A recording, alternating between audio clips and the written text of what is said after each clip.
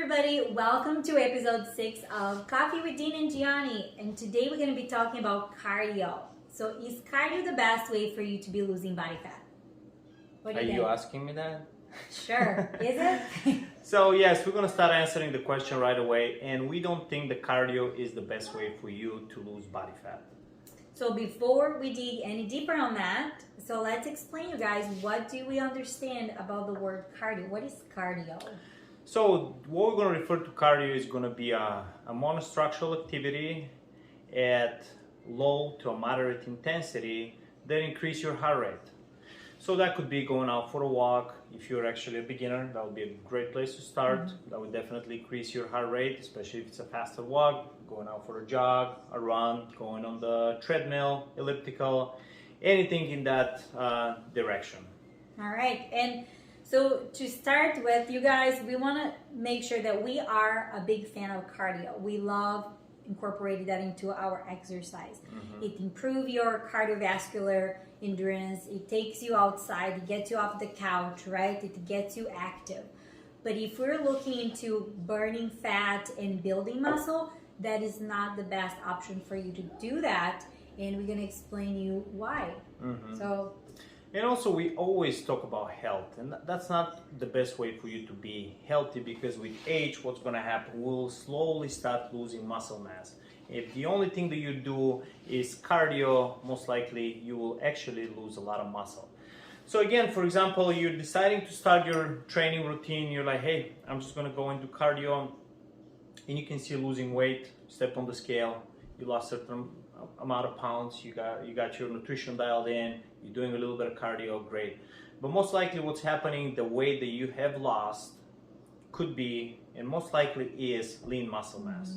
And if that's happening, most of the time your metabolism will slow down. So during the time when you're not exercising, you have less muscle mass, so there is less of demand for calories. So if you're eating the same amount of calories, your body actually don't need so many calories because your muscle mass is a lot lower. You will be actually storing more body fat as you're losing weight.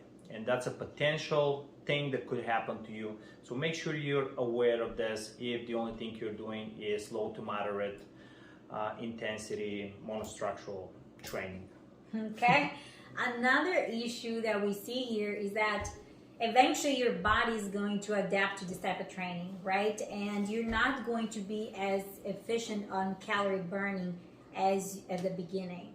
So this is something that we also like try to acknowledge our people, is that it's beneficial right now, but then along the run, it's just going to be like almost not a waste of time, but you're not going to get much for your exercise. Yes. So what we would like to recommend to you is, if that's something that you're already used to it's a habit, it's something that you enjoy to some extent, it's easy for you to do, don't stop doing it. Continuously doing it. We would highly recommend for you to introduce some kind of a resistance training to your training routine. So let's say if you go for a run and you come back, take a little bit of time and maybe put a couple circuits. Right, circuit training. Circuit training could be a good way. Could be just body weight, could be squats, push-ups, sit-ups, right? Burpees. Could be using dumbbells. You can do thrusters, goblet squats with kettlebells, kettlebell swings. Could be like a bunch of different things that you can do that keeps you in that. Yes, and the goal with this circuit training or resistance training is to stress the muscle in a way that the muscle will continuously grow.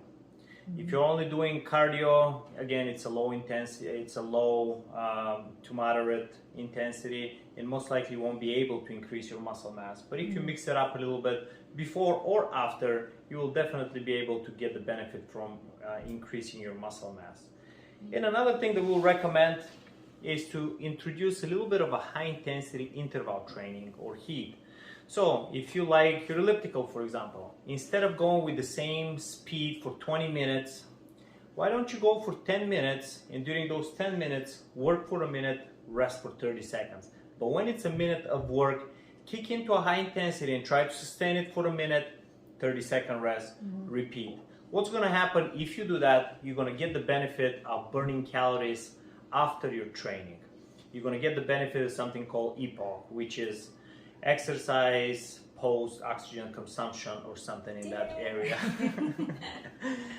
And that could be actually mixed up in a lot of different orders. So again, high intensity have a lot of benefits, and one of them is burning calories for many hours to come after training, versus if you sustain the same low to moderate intensity, the calorie burning is over as soon as your workout is over. Right. So at the end of the day, we're not asking you to stop to doing your cardio. If you're a cardio lover, please continue to do so. But we're asking you to play around, introduce the new stuff, and see how it goes. Yes. All right, guys. Thank you so much for watching, and we'll see you next week.